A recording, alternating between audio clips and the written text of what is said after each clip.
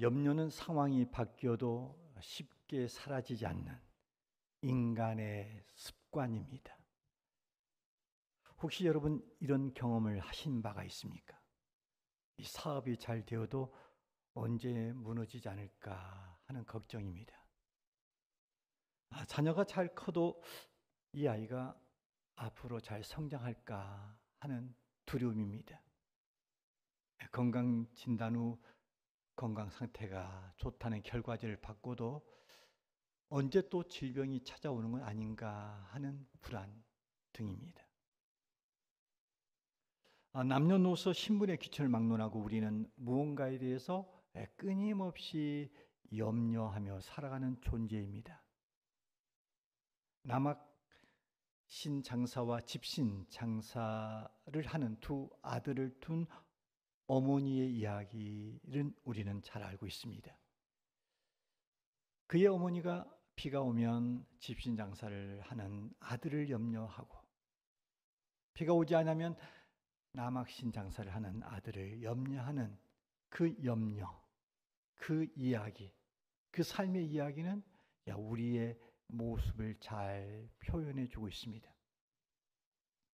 우리가 늘 일상에서 하는 이 염려라고 하는 것은 이 존 메가더 목사님께서 이렇게 정의를 내렸어요.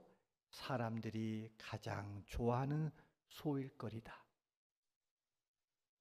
염려는 사람들이 가장 좋아하는 소일거리인지는 몰라도 전혀 우리 삶 속에 유익을 주지 못합니다.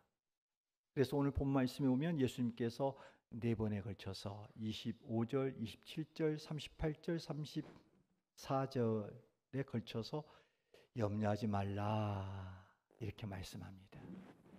그러면서 어떻게 염려하지 않는 삶을 살 수 있을까를 교훈하고 계십니다. 우리 삶 속에서 소일거리로 늘 찾아오는 이 염려, 이것들을 우리가 잘 극복하기 위해서는 염려의 무가치함과 해악을 인식할 필요가 있습니다. 우리가 함께 읽었던 말씀 27절 우리가 함께 읽어볼까요? 시작. 너희 중에 누가 염려함으로 그 키를 한 자라도 더할 수 있겠느냐? 이 성경의 NIV 성경에 보면은 염려한다고 생명을 1시간이라도 연장할 수 있겠느냐라고 번역되어 있습니다. 물론 이에 대한 대답은 그럴 수 없다 이겁니다. 우리 삶 속에서 염려한다고 해서 변하는 것은 아무것도 없다 그런 거죠. 물론 이 염려라고 하는 것이 긍정적인 의미에서 염려가 없지 않아 있을 수 있습니다. 이 염려라고 하는 것은 이 두려운 상황에 대해 이 경계심을 갖고 적절하게 대응하도록 하나님이 주신 본능입니다. 이런 차원에서 염려는 필요하지만 이것을 잘 조절하면 나름대로 가치가 있습니다만은 부정적인 염려라고 하는 것은 우리의 삶 속에 백해무익하다는 것입니다. 참으로 염려하지 않는다고 해서 미래에 대해 아무 생각도 없고 그리고 무관심, 무책임한 삶을 사는 사람이 없지 않아 있습니다.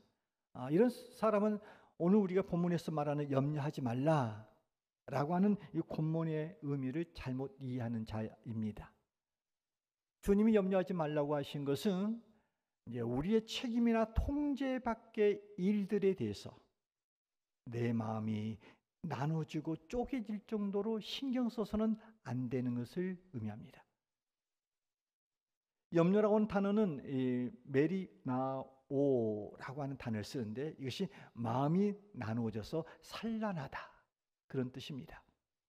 즉 염려는 일상에서 하나님께 시선이 고정되지 못하고 내 삶의 필요, 미래 그리고 통제 불가능한 영역으로 마음이 나뉘어지고 산란한 상태가 염려인 것입니다.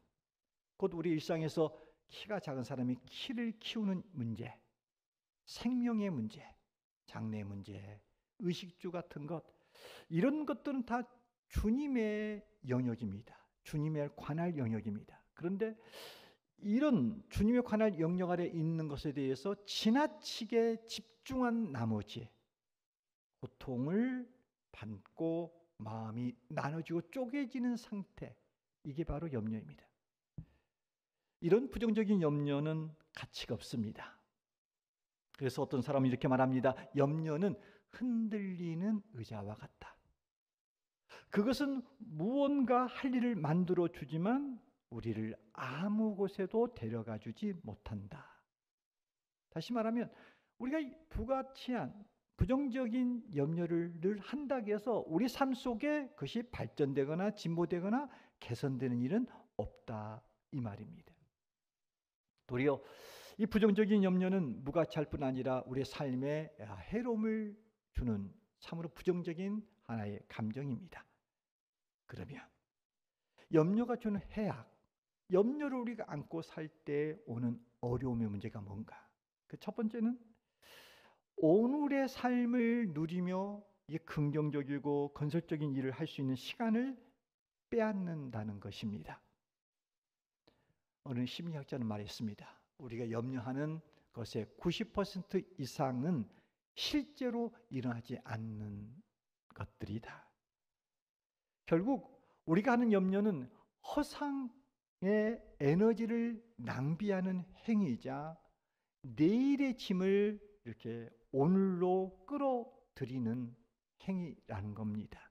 그러다 보니까 결국 염려는 오늘 현재 살아가야 할 힘과 기쁨과 이 안에서 우리가 나아가야 될 창의적이고 창조적이고 긍정적인 시간들을 빼앗는 그런 해악적인 요소로 염려가 찾아온다는 겁니다.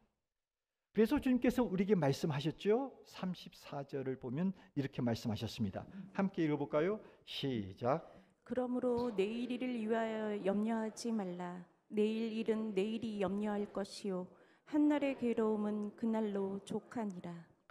이렇게 염려가 오늘의 삶을 누리지 못하게 하고 긍정적이고 건설적인 일을 할 수 없게 만들기 때문에 우리가 내일 일을 염려하지 말라라고 주님 말씀하셨습니다.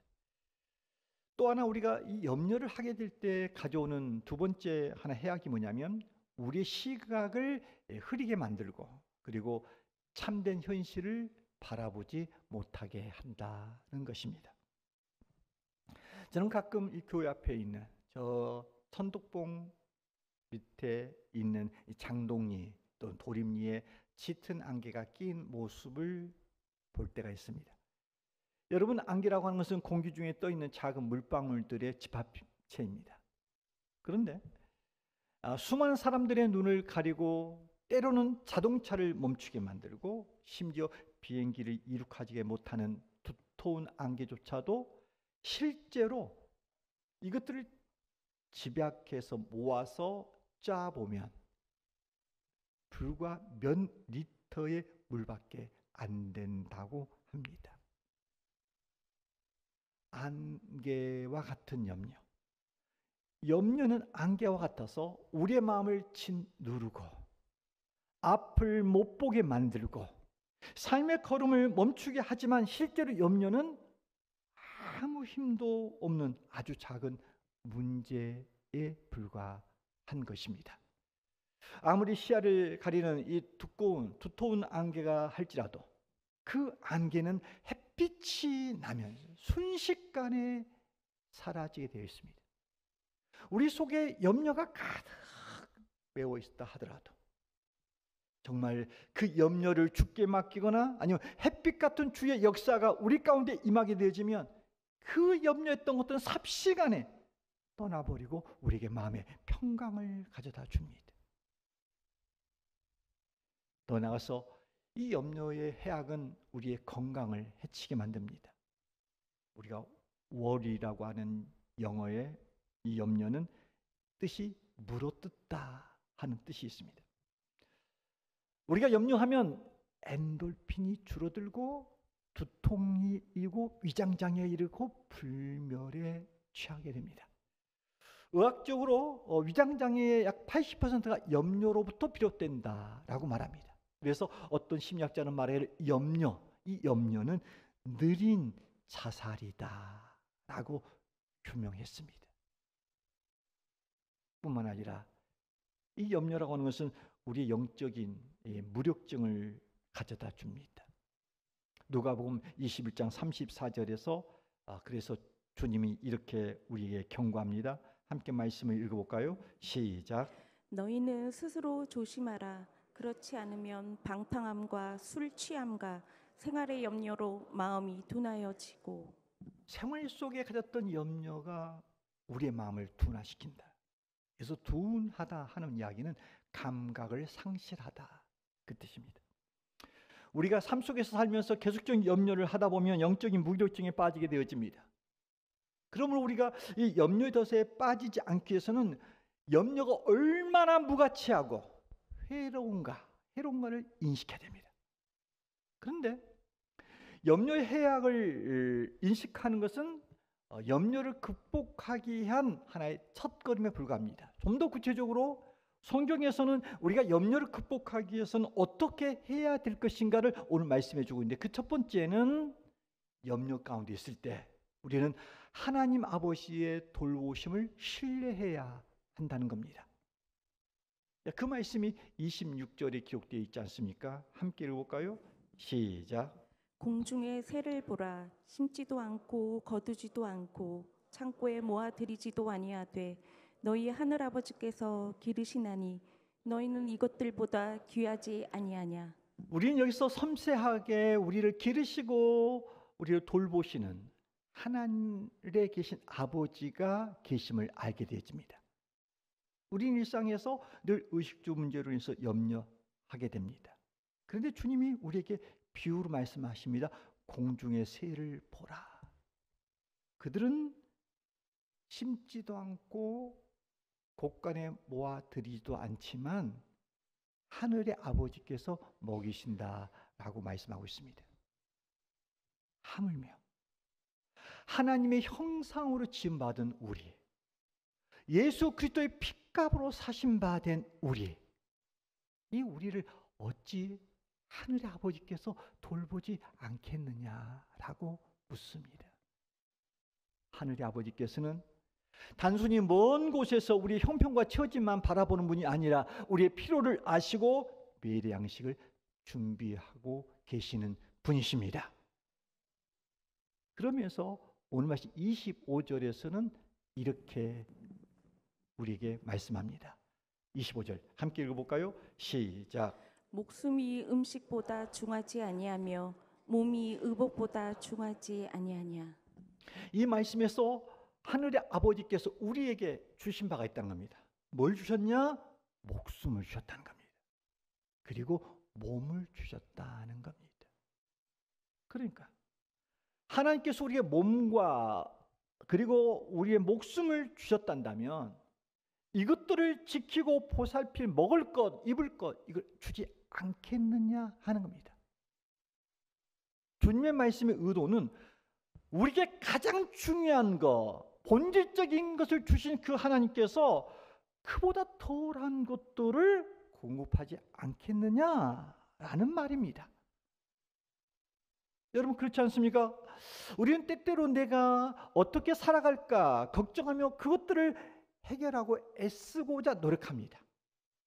근데 우리의 착각은 그렇게 애쓰고 노력한 것으로 인해서 내가 내 인생을 꾸려가고 장을 펼친다 하는 오해가 있습니다. 그런데 우리 인생의 삶의 여정을 돌아봤을 때 우리가 하루하루 살아내는 것은 우리의 지혜와 힘과 능력이 아니라 하나님께서 우리를 그 상황에서 길러내시고 지켜주셨기 때문에 여기까지 왔다라고 고백할 수 있다는 겁니다. 하나님은 우리의 모든 것들을 아실 뿐이 아니라 우리의 모든 것들을 넉넉하게 채우시는 분인 줄로 믿습니다. 20세기 초 미국의 뛰어난 복음 전도자였던 윌퍼 체프만이라고 하는 그분의 책 가운데 이런 예화가 나와 있습니다. 한 거지가 잘 차려입은 신사에게 구걸을 합니다. 선생님, $1, $1만 주십시오. 배가 고파 죽겠습니다.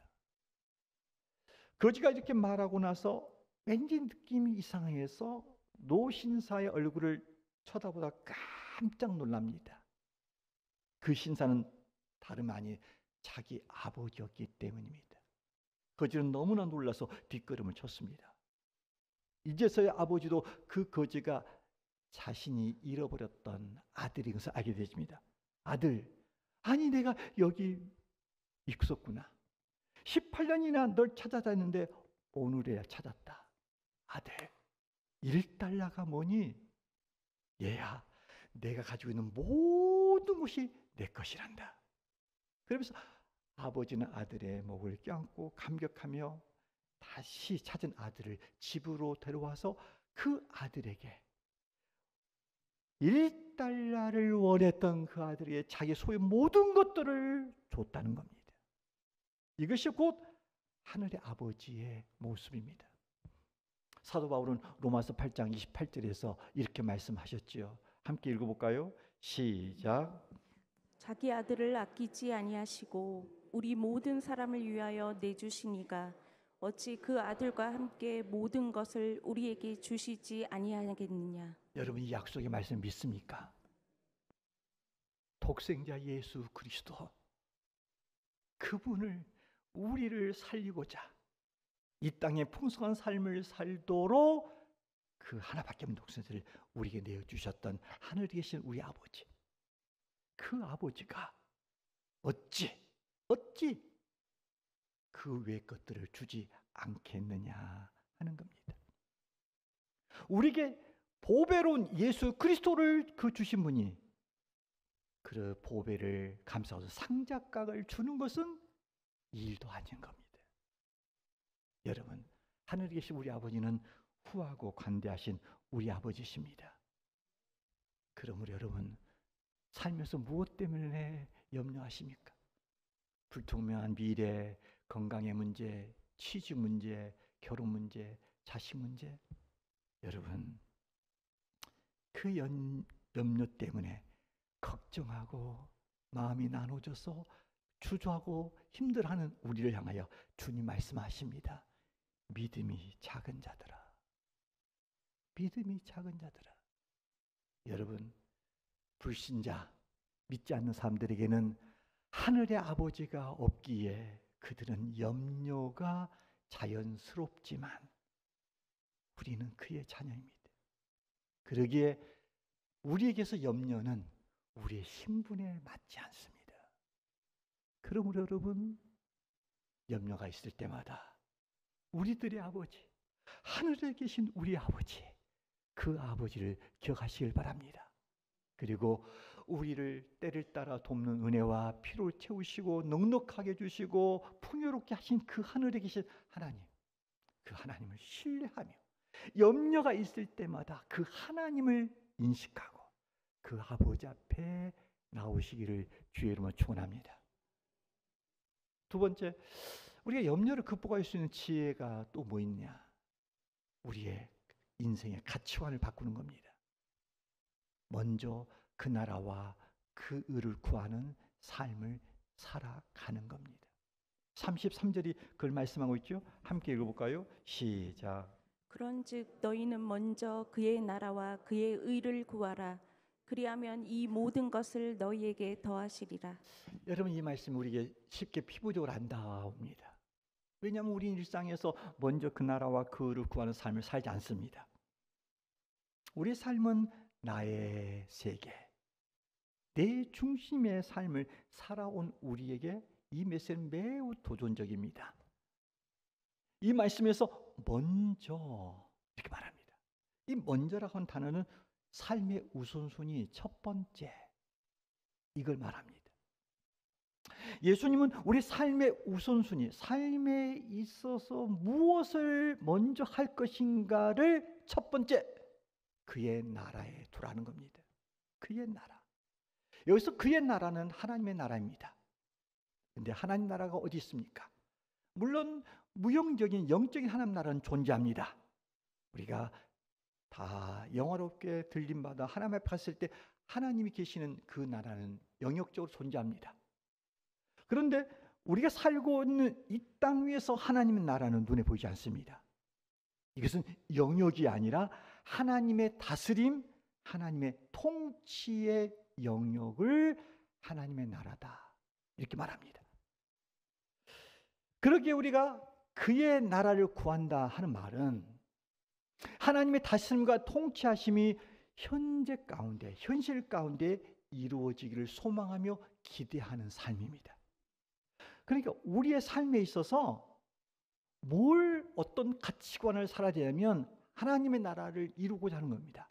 하나님이 이 땅 위에 하나님의 다스림과 통치가 이루어지는 이 땅 각계의 영역과 상황이 되게 하옵소서. 이것에 대한 기대와 소망으로 살아가야 된다는 겁니다. 인생의 목표와 우리의 꿈이 바로 그의 나라를 이루고자 하는 대로 그의 백성된 우리가 가질 생각이라는 겁니다. 더 나아가서 그의 나라뿐 아니라 그의 의를 구하라, 이렇게 말합니다. 그의 의가 뭡니까? 여기서 의라고 하는 것은 의로움, 올바름, 나가서 하나님의 기준에 맞는 삶, 이것을 총합적인 이야기입니다. 그러니까 그의 의를 구한다는 것은 우리가 일상에서 의롭고 올바르게 하나님의 기준에 맞는 삶을 살아내는 겁니다. 한마디 말하면 하나님의 백성답게 사는 겁니다. 사랑하는 여러분, 예수님 염려에 사로잡혀 있는 우리에게 우선순위를 바로잡아라. 내 삶이 늘 먹고 마시고 입는 것 때문에 집중할 것이 아니라 너는 하나님의 백성으로 하나님의 나라가 이루어지고 그의 의를 이루고자 하는 쪽에 여러 너의 생각을 초점을 맞추라는 겁니다. 이런 가치관과 이런 우리의 삶의 철학과 방식대로 살아가고자 할 때에 우리 안에 자연스럽게 나타나는 현상이 뭐냐? 오늘날 무엇을 먹고 마시게, 이런 안개와 같은 염려는 사라지게 될 것이다 라는 이야기입니다. 여러분, 염려는 우리의 마음에 가장 시시각각으로 순간순간마다 우리의 마음에 점령하고 있어야 할 것은 먹고 마시는 게 아닙니다. 하나님의 나라, 하나님의 의야 됩니다. 여러분, 여러분의 삶의 목표는 무엇입니까? 무엇을 먹을까, 무엇을 마실까, 무엇을 입을까, 이것입니까? 이것에 염두에 둔 삶은 늘 걱정 가운데 있을 수밖에 없습니다. 그러나 어떻게 하면 이 땅에 하나님의 나라를 세울까? 내가 어떻게 하면 하나님 보시기에 의롭고 올바르게 하나님의 기준에 맞는 삶을 살 것인가에 초점을 맞춰서 살게 되어지면 우리의 잡다한 소소한 것들로부터 초월적인 의식적인 삶을 살아낼 수가 있다는 겁니다. 이렇게 우리가 하나님의 나라를 이루고 하나님의 의를 이루고자 하는 그러한 삶을 살아낼 때 비로소 그리하면 그때에 이 모든 것을 더해. 이 모든 것이 뭡니까? 너희가 그렇게 무엇을 먹을까 마시게 염려하는 그것들을 더 하리라. 할렐루야. 다시 하나님 우리의 일상을 책임져 주신다는 것입니다. 저는 요즘에 박순애 전도사님의 간증을 듣고 은혜를 나누고 있습니다. 여러분 아십니까? 네. 여러분이 허락하시면 제가 우리 단톡방에다가 박순애 전도사 간증을 올려드려도 괜찮을 것 같다 하는데 허락하십니까? 네. 예, 그 간증을 들으면서 참 저도 이제 어려운 시기에 태어나서 좀 힘들게 살았다 하는데 그분의 인생 앞에 보면 세 발의 핍니다. 어렸을 때부터 그는 참으로 성폭행을 당하고 초등학교 또 3학년밖에 안 나온 상황에서 그는 지금 전도사를 일하고 있습니다. 그때 주 앞에 드릴 것이 없어서 교회가 작정을 해서 성전 건축을 해야 될 입장이니까는 드릴 것이 없으니까 자기는 아무것도 드릴 것이 없었습니다. 근데 기도는 이렇게 기도했습니다. 새벽마다. 그 새벽도 무려 3시 반에서 1시간 반 걸려서 죄를 넘어서 새벽 예배를 빠짐없이 드리면서 담임 목사님 맨 뒷칸에서 앉아서 이렇게 기도했다면 최고 많이 최고 많이 최고 많이 최고 많이 최고 많이 최고 많이, 이게 무슨 말이냐면 최고 많이 드리겠다고 하나님한테 그렇게 기도를 했답니다. 단돈 10,000원 하나 드릴 수 없는 형편에서. 그러던 분이 그가 전도사를 하면서 월 1,000만 원 이상의 헌금을 지금 드리고 있어요. 눈이 번쩍. 그분이 간증하는 겁니다. 그분이 전도사 때 신학교를 다니는데 늘 생활비와 그리고 학비가 늘 염려가 많았다는 것입니다. 사역을 해야 되는데 이 생활비와 이 학자금을 벌기 위해서 아르바이트를 하다 보면 늘 예배 시간을 제대로 못 드리고 기도 시간을 제대로 갖지 못하더라는 겁니다. 그리고 그가 반대로 기도를 하고 말씀에 집중하다 보면 생활비가 막막해지더라는 것입니다. 그러던 중 어느 날 그 마음속에 마태복음 6장 33절 이 말씀을 마음속에 새기게 되어집니다. 너는 먼저 그 나라와 그를 구하라. 그리하면 이 모든 것을 너에게 더하시라. 이 말씀을 레마로 받아들이게 되어집니다. 그리고 결단합니다. 주님, 이제는 제가 제 생계를 책임지지 않고 하나님 나라와 그 의를 구하겠습니다. 주님이 책임져 주십시오. 그러나 놀라운 일이 일어났다는 것입니다. 그가 알바를 때려치고 오직 그렇게 주의 나라를 위해서 예배와 기도와 전도하는 데 역점을 뒀더니 학비가 필요할 때는 전혀 생각지 못한 사람으로부터 장학금이 공급되어지고 생활비가 떨어지면 이름도 밝히지 않는 성도분이 봉투를 건네주더라는 겁니다. 자기는 무엇을 먹을까 마실까 입을까에 초점 맞춘 삶이 아니라 먼저 그 나라와 그 의를 구하는 삶을 살게 될 때 하나님께서 필요를 아시고 정확한 때 필요한 만큼 공급해 주시더라는 것입니다. 그러면서 그분이 이렇게 말합니다. 먼저 하나님 나라와 의를 구하면 하나님이 나머지를 책임지시더라. 난 이것을 뼈저리게 경험했다라고 하는 간증을 저는 들어봤습니다. 여러분, 그렇습니다. 이 성도의 인생은 필요를 쫓아가는 삶이 아닙니다. 성도의 삶은 하나님의 나라, 하나님의 의를 추구하는 쫓는 삶입니다. 보배롭고 존귀한 주상을 여러분, 일상에서 무엇을 먹을까 마실까 입을까 이 염려의 삶에서 벗어나 먼저 그 나라와 그 의를 구하는 삶을 살아냄으로 말미암아 저는 여러분 삶 속에서 이 모든 것들을 더하신다는 그 은총을 경험하며 체험하며 사는 주사랑 가족들이 되기를 주의 이름으로 축원합니다. 셋째로 염려를 극복하는 지혜가 뭡니까? 한 번에 하루씩 사는 겁니다. 말이 어렵죠? 한 번에 하루씩 사는 것. 주님은 아주 현실주의자입니다. 우리를 천국을 사모하도록 우리를 불렀지만 현재 삶을 하나님은 무시하지 않습니다. 우리 주님은 우리가 살아가면서 매일매일 삶 속에서 고통과 괴로움이 수없이 닥칠 거란 것을 주님은 이미 알고 계셨습니다. 그래서 주님은 고통의 현장 속에 있는 우리에게 34절에서 이렇게 말씀하십니다. 다시 한번 34절 읽겠습니다. 시작. 내일 일을 위하여 염려하지 말라. 내일 일은 내일이 염려할 것이요 한날의 괴로움은 그날로 족하니라. 주님이 말씀하십니다. 괴로움에 관한 한 하루를 삶의 단위로 삼으라는 겁니다. 주님은 우리의 체질을 아십니다. 우리의 정서를 아시고 우리의 정신적인 압력에 우리가 감당할 수 있는 우리의 총량을 아십니다. 사람마다 정서적, 심리적, 정신적인 그 받는 압박에 대한 그 강도를 적응력이 다릅니다. 근데 보편적으로 보편 이유는 그 인간 정서나 또한 정신적인 면에서 압력을 받을 때 어느 정도 감당할 총량, 역량이 있냐면 하루 분량입니다. 하루의 괴로움 정도는 인간은 다 감당할 수가 있다는 겁니다. 그런데 만일 내가 하루밖에 정신적인, 영적인, 심적인 고통을 이겨낼 역량이 밖에 안 돼. 그런데 그 사람이 오늘의 염려의 문제를 초월하여 내일 모레의 것까지도 가불하여 내가 그것을 끌어다녀서 내가 스트레스와 내 안에서 이렇게 압력을 받게 되어지면, 염려를 하게 되면 마치 전압이 높아지면 퓨즈가 턱 끊어진 것처럼 우리가 깨어져 버린다는 겁니다.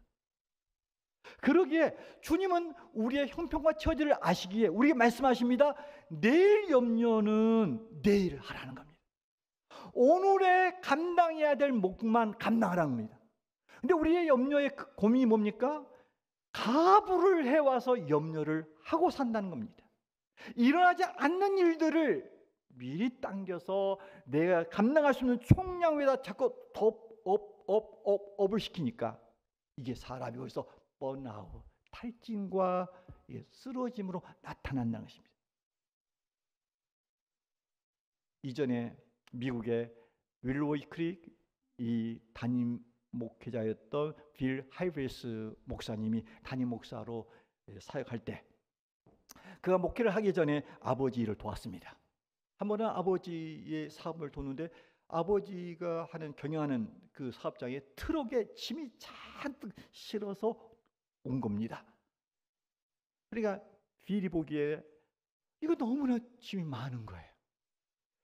마음속에 어린 마음에 이걸 어떻게 다 내려?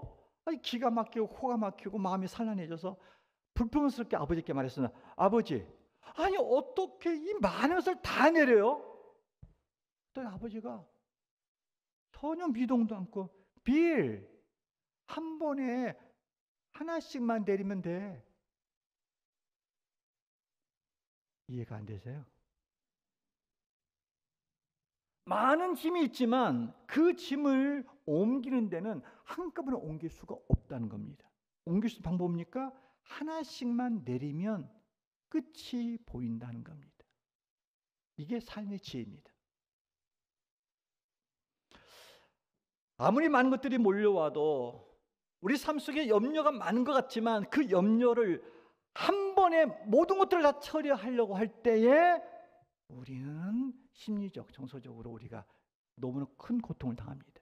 그런데 하루에 한 번씩만 살면 됩니다. 한 번씩 하나만 해결합니다. 하루에 한 번씩 하루의 분량만큼만 내 삶 속에 살아낸다는 겁니다. 그러니까 오늘 우리가 현실에 충실해야 됩니다. 근데 충실은 뭐냐? 우리는 내일까지 못 삽니다. 오늘만 삽니다. 그게 우리에게 오늘 하루에 주어진 일들을 감당하면 우리 삶 속에 수많은 문제가 있어 보이지만 그것들이 세월 속에서 이겨낼 수가 있다는 것입니다. 물론 이 말이 미래의 계획을 세우지 말라, 내일을 생각하지 말라, 이 말이 아닙니다. 우리는 미래를 생각해야 되고 내일을 계획해야 됩니다. 그러나 괴로움이라고 하는 이 문제는 내일 것까지 당겨들여서, 염려를 당겨들여서 오늘 할 필요가 없다는 겁니다. 여러분, 염려는 가불해서 좋을 것이 없습니다. 따라해 봅시다.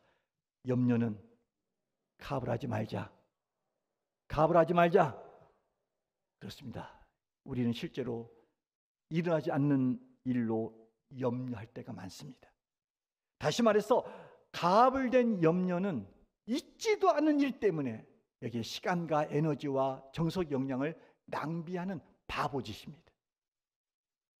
그러므로 여러분, 한날 한날 인생을 삽니다. 우리는 한꺼번에 이틀치 인생을 못 삽니다.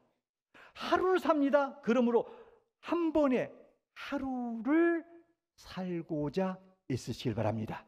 미리 염려를 당겨서 미리 여러분 고민하고 힘들 것이 아니라 하나님이 허락하신 하루, 이 하루를 주의 말씀 안에서 주신 괴로움의 그 용량을 감당해내므로 성실하게 살아갈 때 우리의 주어진 삶이 몇 날이 되고 몇 해가 되더라도 이겨낼 줄로 믿습니다. 그런데 이 하루하루의 삶에 오는 문제들을 그것마저도 주님이 해결할 길을 말씀해 줍니다. 베드로전서 5장 7절에서 사도 베드로는 이렇게 말씀합니다. 함께 읽어볼까요? 시작. 너희 염려를 다 주께 맡기라. 이는 그가 너희를 돌보심이라. 여기 보니까 영어 성경 보니까 이건 시각적으로 나타납니다. 이 말이 뭐냐면 영어 성경 보니까 하나님께 너 염려를 다 던져버려라 이렇게 말하고 있습니다. 그렇습니다, 여러분. 우리의 삶에 하루의 염려가 있습니다. 하루의 염려거리가 있습니다. 그런데 그 염려거리를 찾아왔을 때 우리 할 일이 뭡니까? 하나님 아버지께 던져버리는 겁니다. 왜요? 하늘의 아버지께서 우리를 돌보시기 때문입니다. 우리가 자녀들을 키워봤습니다.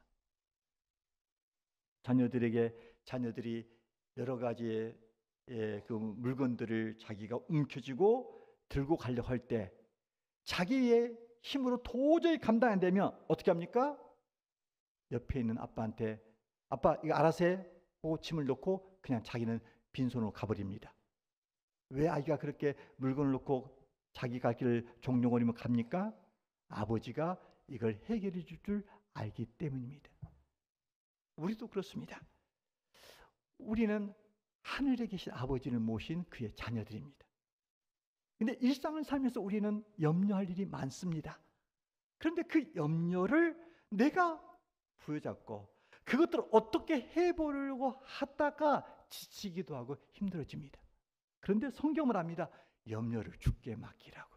그러면 하나님이 우리를 사랑하시고 우리를 도와주시고 우리가 그분의 사랑스러운 보배로운 친자식이기에 우리를 보살펴 주신다는 것입니다. 그런데 더 놀라운 것이 우리가 주님께 던져버려 맡겨버려. 근데 그게 뭡니까? 그게 바로 네 번째로 염려를 극복하는 방법인데 그것은 염려를 기도로 해결해 간다는 겁니다. 빌립보서 4장 6절 7절은 말하고 있습니다. 함께 읽어볼까요? 시작. 아무것도 염려하지 말고 다만 모든 일에 기도와 간구로 너희 구할 것을 감사함으로 하나님께 아뢰라. 그리하면 모든 지각에 뛰어난 하나님의 평강이 그리스도 예수 안에서 너희 마음과 생각을 지키시리라. 여러분, 우리 인간은 염려가 찾아올 때 본능적으로 걱정이라는 이렇게 하나의 광주리에 갇혀버립니다. 그래서 성경은 염려가 찾아왔을 때 우리에게 방향성을 이렇게 말합니다. 아무것도 염려하지 말고 기도하라 이렇게 말합니다. 그러니까 염려는 문제를 붙들고 씨름하는 것이지만 이 기도라고 하는 것은 그 문제를 하나님께 맡기는 것입니다. 사도 바울은 옥중에서도 이 말씀을 선포했습니다. 자기를 그렇게 얽으면은 많은 우겨쌈을 당하는 압박 속에 염려 가운데 있었으나 그는 이렇게 말합니다. 모든 일에 기도하라. 감사함으로 구하라. 그리하면 하나님께서 너에게 뭘 주신다? 평강을 주실 것이다 라고 말했습니다. 여러분, 세상에 어떤 이론도 설명할 수 없는 우리가 하나님 앞에 우리 염려를 기도로 맡기면 모든 지각, 상상 이상의 역사로 하나님이 우리의 마음에 평강을 주고 생각을 바꿔놓고 더 나아가서 문제를 해결해 주신다라고 약속해 줬습니다. 그렇습니다. 여러분, 염려라고 하는 것은 우리의 상태를 무너뜨립니다. 정신적으로, 영적으로, 정서적으로, 심적으로 염려 우리를 무너뜨립니다만 기도는 우리를 세워줍니다. 그러므로 여러분이 염려 가운데 있습니까? 그 염려 여러분이 어떻게 합니까? 기도의 자리로 나와서 해결하시기를 주의 이름으로 축원합니다. 그리고 주께서 평강으로 여러분을 지켜줄 줄로 믿습니다. 여러분, 오늘 말씀을 통해서 염려가 찾아올 때 그 염려의 무가치함과 해악을 기억하십시오. 그리고 하나님이 우리를 돌보고 계신다는 것을 믿으십시오. 그리고 먼저 그 나라와 그를 구하는 삶을 살아내십시오. 그리고 하나님 앞에 염려를 주께 맡김을 통해서 여러분 삶 속에 사람들이 좋아하는 이 소일거리, 이 염려로부터 벗어나 여러분의 삶은 매일매일이 창조적이고 생산적인 삶을 살아냄을 통해서 늘 건설적인 역사를 이루내는 복된 삶이 되기를 주의 이름으로 축원합니다.